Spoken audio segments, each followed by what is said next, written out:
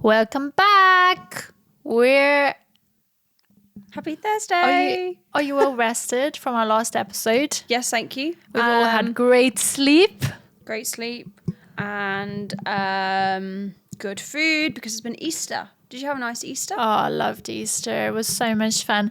Life changes when you have a child and see the enjoyment through their eyes, like Christmas and Easter, and there's just so much excitement, and that makes it so much better. But yeah, I had a really good Easter. Lots of downtime, lots of holidays, not having to be anywhere, so it's been really good. Good to have 4 days off. Yeah, just recoups you. You're on and half gives you term now, energy. though, so you can get longer. Yeah, so that's really great. But yeah, definitely, I feel like booking in multiple like long weekends is so much better than having all these holidays at once, because you just get these rest bites in between which keep you going. So it's been really good. I bought some books that you recommended, so I'm excited for those to arrive. So this week we're going to be talking about exercise, because it kind of fits into our topics for this, or our theme for this season, in terms of reducing the toxic load in our immediate environments, which is obviously our body, and just looking at that. So when you think about exercise, where did that start for you, as in the formal exercise end of things? I think I've always dabbled in and out of the gym. Okay. For quite a long time. Did you play sport at school? Yeah. What type of sport did you play? Well, I liked running at school. Like sprint. Okay. Hated long distance. Okay. Which is a flip now. And we used to play netball at school. Okay. But to be fair, my school, there was only specific sports that you could do. There wasn't lots of variety. See, I was quite a big swimmer. Oh, okay. But I didn't do that through school. I didn't know that. I also used to horse ride. Okay. Also didn't know. I'm learning so much about you. And obviously I'm a big skier as well. So, but we didn't have lots of sports available to us at school. It was kind of like you're either playing football, which is always probably the boys more so. Then you play netball, which was okay, but you need a big team to be able to play outside of school. We didn't do hockey. Okay. Like if you would do hockey if it was absolutely freezing outside and you do it as part of PE.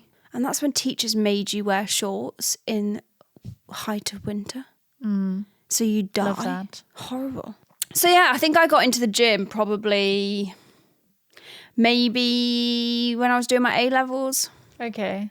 So that's like age 17, Probably 18. when I like couldn't stop, when I noticed that I couldn't eat everything that I wanted. So I was like, right, okay.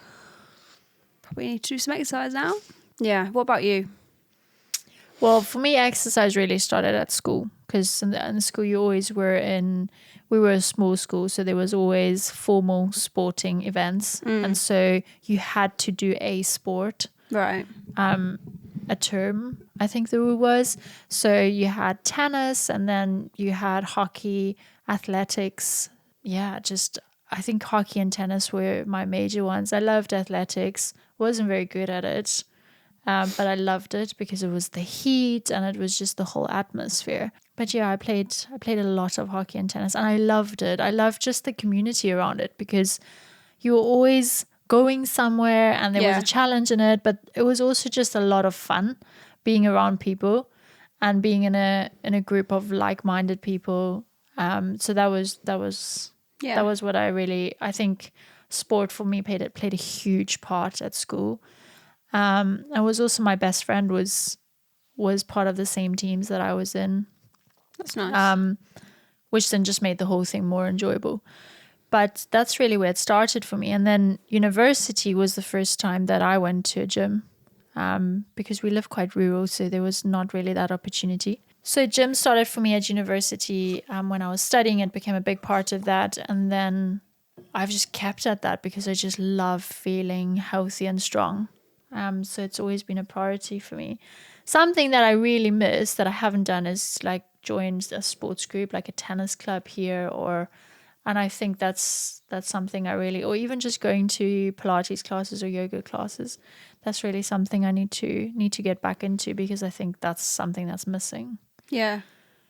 So we'll have to look into that. But there's two parts that we're going to look at today in terms of exercise and how to reduce toxic load. So first, just for those of you who enjoy the educational part of it, we'll just look at how the body reduces the toxic load when we are exercising. And then we're going to look at why we exercise, like why is that a thing? And then also the mindset around exercise. Because I don't know about your experience, but I think mindset is the major thing in exercise. Yeah, definitely. So, well, I think whether you do it or don't do it, yeah, it's a mindset thing. 100%. Well, when you think about a run, Oh, gee, I don't. you've physically trained to be able to do that distance, but it's all in the head, whether you're doing it or not. You can, if you've taken the time to train for 12 weeks to run half marathon, whatever you're doing, long distance, even building up to do couch 5K, it's all fantastic, but you've taken the time to train. Your body can physically do it, but your mind might say, no, you can't do it. Not today. And you've got to get over that hurdle, when actually you can physically do it, but mentally your brain's saying no. I think that's really what we want to look at today, is why are we so able to and then still don't do it? I mean, there's people that are in wheelchairs going to the gym, and yet you have two functioning, this is what I think to myself, and yet I have two functioning legs and struggle to get there. So it is definitely in the head. But I think the turning point, or a turning point for me actually happened last year. I was driving to the gym really early in the morning, and I wish I'd taken a picture of it. But I drove to gym, and I got to gym as it opened, and there wasn't such a long queue at the gym. And I was like, oh my goodness, all these people like standing in queue to go to the gym. Fine, gymmed and whatever. Left the gym, and as I was on my way home, the doctor's surgery was open, and there was a similar queue. And I just, in my head, something just clicked, and I was like, what line do I want to be standing in? What queue do I want to be standing in? And I have an option in the health that I am in at the minute. Some people don't have that option, but that I have on which queue I choose to stand. And I was just like, whoa. So now when I don't feel like going, or the motivation, I'm like, what queue do you want to stand in? Go. Yeah. Just go, because it's an opportunity. Yeah. So in terms of exercise, this is a major, major detox event for your body. So one of the ways is obviously sweating to reduce toxins in the body. When we sweat, we get rid of toxins through sweat, increases blood circulation throughout the body. Now, exercising has a multitude of benefits, but we're talking mainly today about reducing toxic load. So that is, because it increases blood circulation to everywhere in the body, it also increases circulation to our major detox organs, the liver and the kidney. So it actually enhances the transport of all the toxins to these organs so that they can be detoxed. And it also decreases our levels of cortisol, so our stress hormone. And I think that's really really important, which Jess will get into in a minute or so, about cortisol levels. And then it activates our lymphatic system. So what always blows my mind is that the heart is a pump and it circulates all our blood. But we have double the amount of lymphatic fluid, which has all our toxins in and has our immune system in it. So actually where the pathogens in our body, the disease-causing microorganisms are in our body that are going to be getting rid of. They're all in our lymphatic system, but it doesn't have a pump. But our heart, that has half the amount of fluid, has a pump. So in order to get that lymphatic system moving, we use dry brushing, we use lymphatic massage, etc. One of the easiest ways is just to move, just to exercise, to actually get rid of those toxins. And then research has shown that regular exercise enhances our liver function. So our liver metabolizes and eliminates toxins in our body. And that's really the science behind it and the educational bit. So when we want to reduce toxic load while exercising, you obviously have to stay hydrated. Yep. Because that releases toxins. Yep. Choosing a clean air environment. So especially in change of season, stay away from the aircon units in gym. I always make this mistake, but the aircon unit is just above the stretching area. So when you like finished exercising, want to just go stretch, then you've got this massive disease pouring thing onto your lungs when you're opening your breathing and really deep breathing. And I always, when I sit down there, I always have to get back up because I always then only realize where I'm sitting. Yeah. So just choose a different area in the gym where you're not directly under aircon unit to stretch. Saunas and steam rooms. I don't have the privilege of having one of those at my gym. Have you been in one? Have I, whatever? Yeah. Yeah. And? Well, I told you about that in our very first episode in Iceland, didn't I? About that sauna. Yeah, but you went into cold. Yeah. I used to go to a gym that now is very, very expensive, and they had a full fitness suite with spa facility, swimming pool, sauna, steam room, all of that, and I did use it. But then it adds an extra hour onto your gym session as well. And you're like, oh, I've really got to take time out to go and... We were the same because I was always like, by the time you finish your gym session, to then go and sit, who has the time? I know. But now I do it on the days that are my rest days. Oh, that's a good idea. I will idea. just go and just do the sauna just for do 15 that. minutes. Yeah, you actually make that slot rather than going into the gym. Yeah, that's my rest day. Then just go there anyways. Yeah, that's good. And no, then... I don't have one of those at mine. Do you know what? Actually, last Thursday, I went for a facial. You didn't. Right, so I forgot I was going to mention that, actually. I was bought a voucher for not my birthday, just gone, the birthday before that, with the facial, for a facial, and it was going to run out in literally 10 days' time. So I was like, oh, I better use this. Yeah. Not that I've had 2 years to book it in. You're one of those people. I think you're either one of three people. Either you use your voucher straight away. Yeah. Or you use it the day before it expires or like the week before it expires. Or you just never use it. Yes. Like those I would say are the three categories. Yeah. I use it like when I get it. I'm like constantly like, yeah, I'll use it now. Yes, because I just feel... Then you forget. You forget. Definitely. You forget that you have the voucher. Someone's worked for that money to gift that to you, and for me, if I don't use it, then I feel like I'm throwing away their money that they've worked so hard for, and that just kills me inside. Yes. So that's why I just do it straight away, use it, and then send them a picture, because I'm like, I've used this, it was so great, just because I love vouchers. But yeah, there's just because you hear so often, my mother-in-law, she has a reflexology clinic, and you just hear so often like people just not using their vouchers. And you're like, this is insane. Like, it's a free treatment. Like, oh my gosh. Well, anyway, I went off for this facial. It was quite nice, actually. Made me then think while I was lying there in the dark, getting a head massage, that I actually never do anything nice for myself. What do you mean? You go to the gym, Jess? Well, it's pain, isn't it? Every treatment that I do is pain. Really? Yeah. I don't go for anything nice. Go for a little eyebrow wax. That's other than tear up. My nails, which is nice, but it's not exactly relaxing. I don't get my fingernails massage. You know, I don't... They don't even offer that as an optional extra. No. I mean, they do when you give you a bit of cuticle oil at the end, but... Yeah, that lasts about 0.3 seconds. Yeah, so I feel like I might start doing something every 3 months for myself, because why not?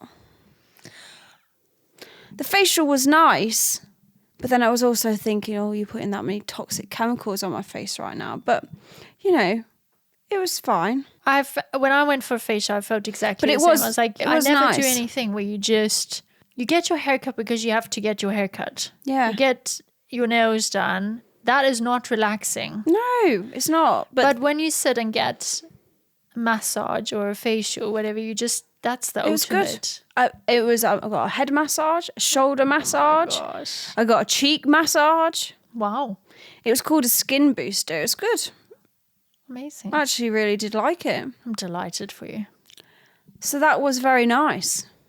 We need to book into, but that is simply you either not having the money, Yeah. or you're not taking the time to book in that Yeah.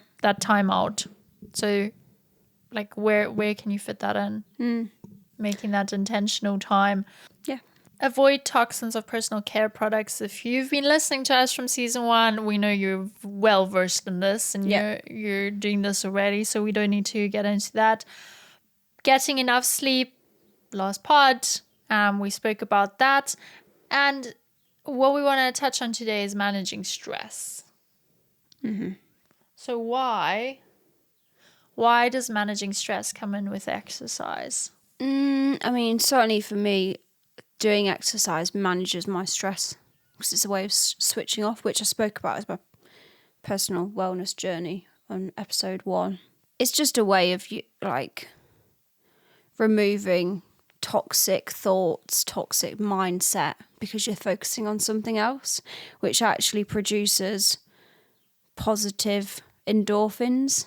And depending on what exercise you're doing, and it might not necessarily be your main focus, but ultimately exercise will support it goes towards the system you're putting in place, not the goal, which I said last week, the system to probably achieve what you want to do. And that might be, I don't know, if you're a tennis player, perform better.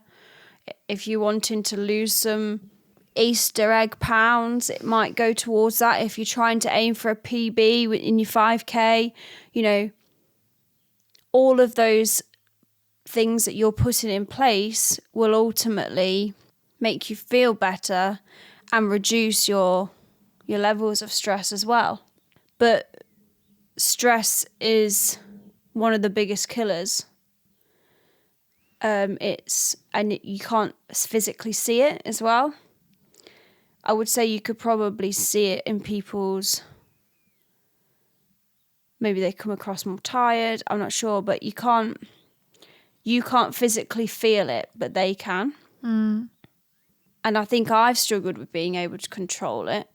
And that's when I said to you, exercise is certainly, I know, like my free medication.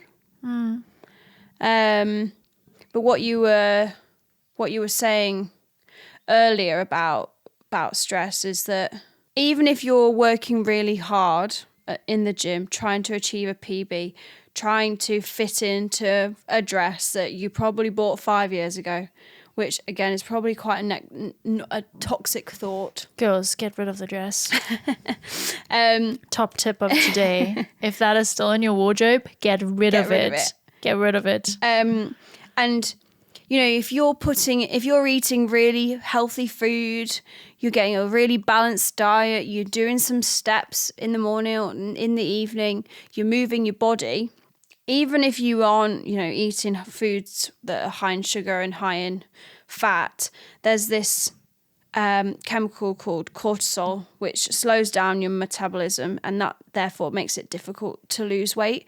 So if you are a stressed individual and there are outside stressors such as your work, or there might be personal situations, whatever it is, if you're ultimately trying to reduce your weight, you might want to be a bit healthier, and you think, I'm putting all these systems in place, not having as much sugar, if your stress levels are high, then unfortunately that's going to really impact being able to get where you want to be. The problem with cortisol is it actually promotes the storage of fat. Yeah. It actually promotes it because it's a stress hormone, which means to your body, stress is stress. It's stress of survival. So what it does, it actually promotes that fat is then stored in your body.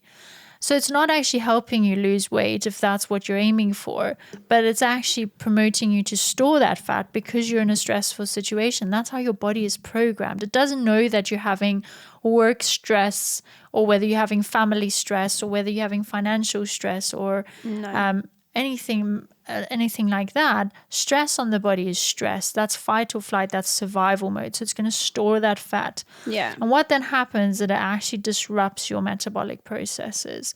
And so you can't lose fat. It won't work because you're promoting it through that hormone. You're promoting the storage of fat. So if you've got, like you said, all these systems in place and you're making these major life changes and you go, oh my goodness, but I'm not eating chocolate and I'm not eating fast food and I'm still putting on weight or I'm not losing weight. Check in with yourself and check what is happening with your stress levels. 100%. And what is so amazing about that is that's something that you can absolutely make a massive change on. So are you the person that skips stretching before and after exercise? I'm that person. I am 100% that skip cool down all the time. Press that button, skip cool down. Because I've done my exercise. I need to go home now. Or I want to go home now. But that is that moment in time when you're absolutely telling your body, no, I don't need to relax now. I've got the next thing to do. Gym, like we said, is already a stress on your body. Cardiovascular exercise, cardio, exercising your heart, is already a stressful exercise.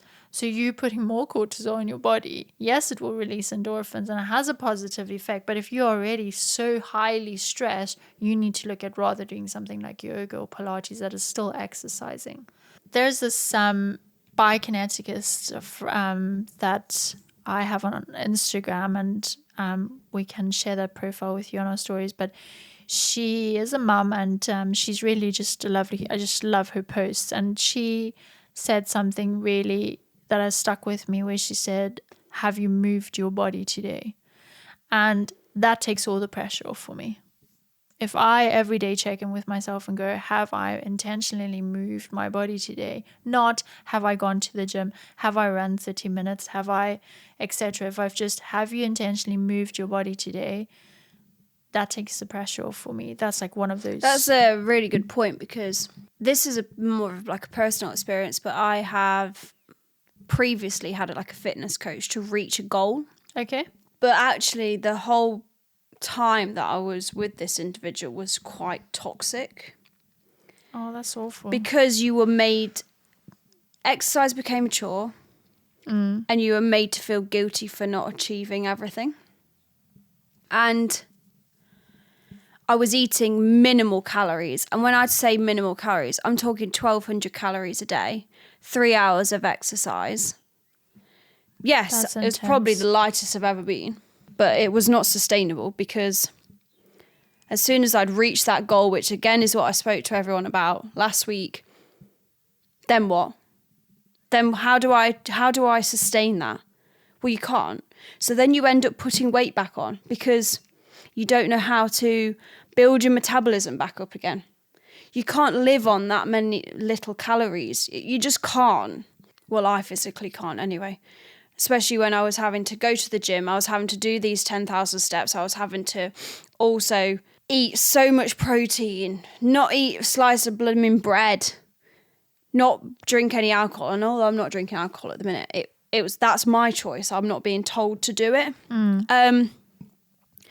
And after that whole experience, when I'd kind of achieved what I wanted to achieve, which ultimately was to lose some weight, and I, in total, lost 12 kilograms, which is a lot. That is a lot. It's a lot, and I did it very quickly. I really just didn't enjoy exercise anymore. But Jess, like a woman's body, now everybody is different, so this is a ballpark figure. This is the lowest of that ballpark figure. A woman's body needs 1,400 calories to meet her basic metabolic needs. That's not you going to the gym or you being super mom. That's just breathing. That's just metabolic breathing, being able to open your eyes, to concentrate, to not crash the car because you're so deficient. 1,400 and you were on 1,200. Yeah. So you weren't even eating enough calories for your basic body needs to function on a cellular level. That's dangerous.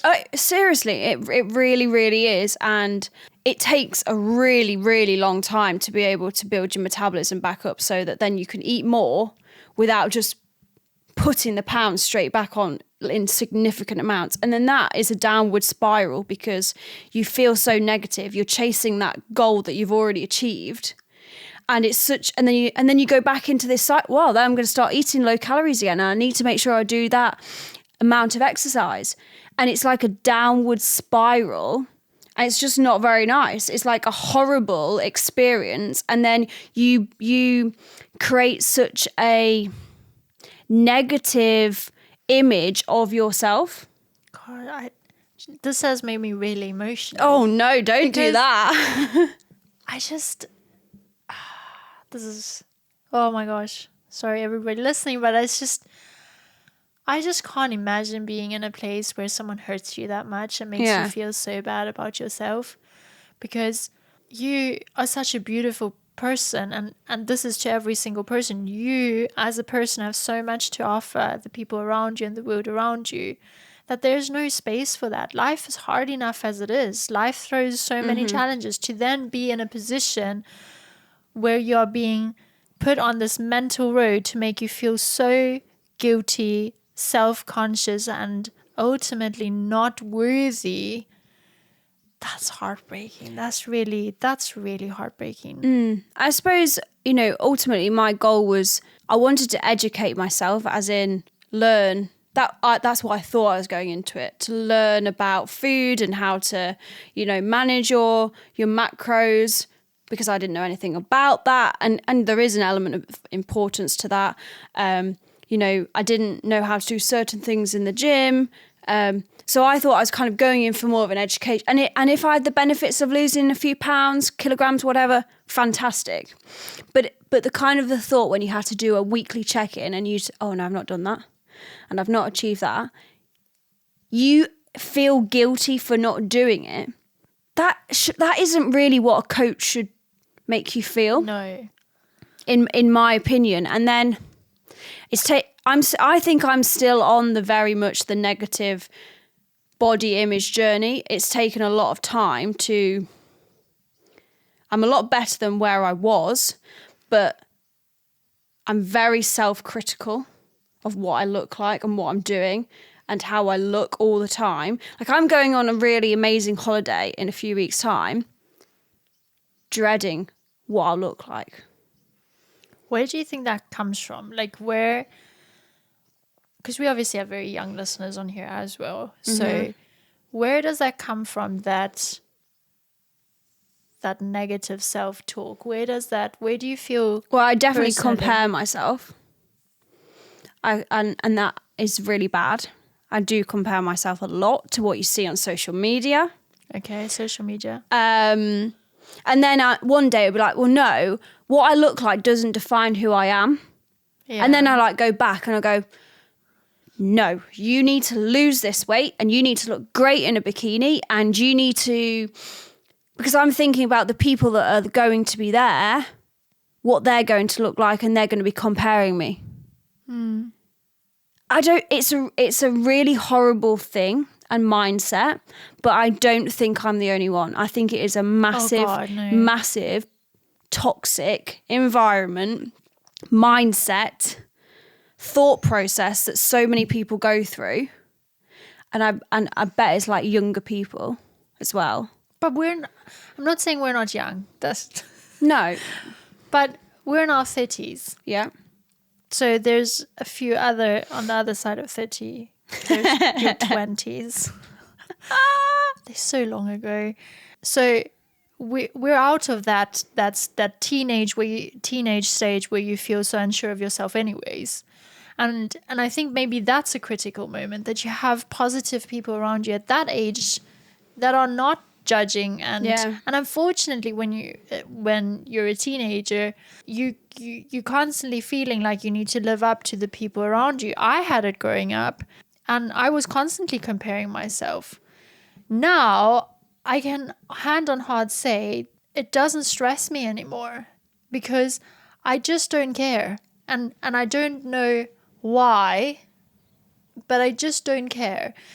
I've had a child, my body has changed, but when I was no longer in my postpartum phase, I literally took all of my pregnancy clothes out of my cupboard and I sold it and I got rid of it. Because in my head, psychologically, there was a release there. There was like, Okay. that was a time of my life. It is now over.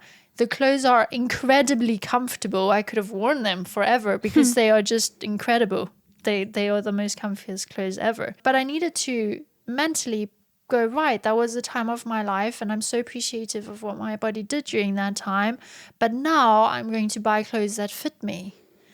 I do not have clothes in my cupboard that don't fit me. If they are too small, I donate them because I don't want to ever be, even subconsciously, even if I'm not consciously thinking of it, I get rid of it. I'm not going to have a dress hang in there and go, my goal is to fit into that. I will buy a dress that I fit into and look fabulous in now because I might never get tomorrow. I might never get next week. And I need to look good now and feel good now because I'm worthy.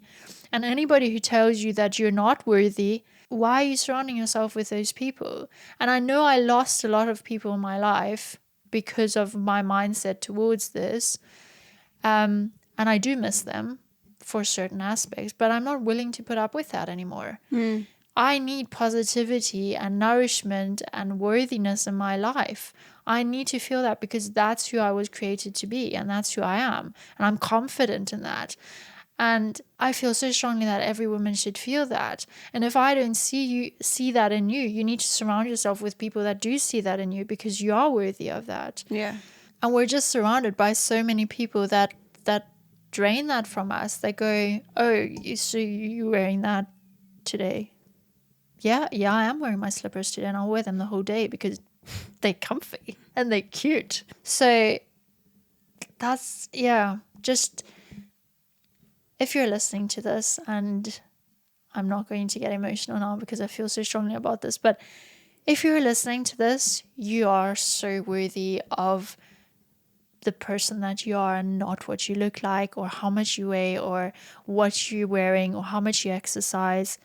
You are worthy. And when you embody that and when you take that in, that is when you're going to see shifts and changes in your body and in your mindset, and it comes from the inside out. That's where the glow comes. The real glow up. It comes from the inside. And so that brings us on to the challenge this week. Go throw out that size ridiculous that you haven't fitted in, Jess, in the last 5 years. And seeing we're together, I'm just going to go up to your cupboard now and do it. Yeah. Get rid of it. Go and buy something beautiful that fits you today. Also, if you buy a larger size jeans to what you actually are, They're comfier. yeah, and you look like skinnier as well, because you like got this gap. Oh my gosh, this gap in my... Whoa, you good, girl. You've got this. Yeah. Funny. We really want to end this podcast off with the thought of, don't forget the things that are free in life that are good and nourishing for your body. And that is moving your body. Motion is lotion. So when you're in pain, just moving your body, not going to the gym when you have backache. Yeah. Also, we're not... Lotion. Me and you talk very much about the gym. We're not... That's just because what we do. You can do anything. Absolutely. And that's just where we get back to this. Have you moved your body? It doesn't matter. Have you stretched your body? Have you done some yoga? Have you... You might do skipping in the garden. Oh, lovely. You know, yeah. It could be a manual labour outside, or it could be, sweeping up. It could be gardening. There's... Yeah. It doesn't have to be the gym because people don't like the gym, and that's fine. You could go on your bike. As long as you've moved your body intentionally. We could go rollerblading. What? We could get some roller skates. Go roller. Who? Although the thing is, in the UK, looking at me? Yeah. Well, I'm not talking to anyone else. And then the UK will probably fall down potholes, so that's definitely not a good idea. So for all our UK and South African listeners, this is not an option. Yeah, no, don't do it. Like a few years ago, I hired a badminton court with some friends, and it's great fun. I don't think I've ever played badminton. My mum used to play like county. Wow. Badminton, yeah. Oh, see, I love that woman. Yeah, so it's a good game. You can really build up a sweat. I just feel like this is in my near future somehow. I just getting flashes You know, of something coming up. You know, you don't have to do the gym. There's so much I to think the bottom line is find something that makes you happy where you're moving your body. And I because think then it doesn't become exercise. Exactly. That brings me back to school hockey and school tennis, where it was really the people I enjoyed hanging out with, the people that brought me joy. We had this saying when we walked onto the hockey field, whatever happened that day, you leave it behind. The issues that you had with people, even if they were on the team, you leave it off. When you get onto the field, it's off the field. Yeah. You focus on team, you focus on sport, you Yeah. focus on the game. And I think that puts you in the moment. So find something that you love, find something that you enjoy where you are moving your body. If that's going for a walk, do that. If it's something that you can do with your friends, even better. And maybe you'll make new friends there at that community where you join, whether it's yoga or badminton or anything like that. But there's a lot of things that you don't have to pay for a gym membership. Go and do the stuff that's free. Go into the sunshine, go out into the fresh air, go into the forest, go for a walk and ground yourself. You can get those running prams, can't you? Yeah, some people can get those, yeah. If you've got a young child. I couldn't find them when I was pregnant. I was looking everywhere for them. Somehow couldn't find them. Funny. So your challenge this week, go find that item, go throw it out and go find something that actually fits. And so that when you exercise, you're doing it in the right mindset and not to fit into that outfit that it shouldn't be your measurement, because the true measurement is the person that you are inside and you're already worthy of who you are. So we will see you next week back on our pod. If you have enjoyed listening to this episode or a previous episode, please leave us a review and a rating on this pod. We would really appreciate it so we can keep doing what we're doing and bringing you more and more goodness to your weekly rhythm.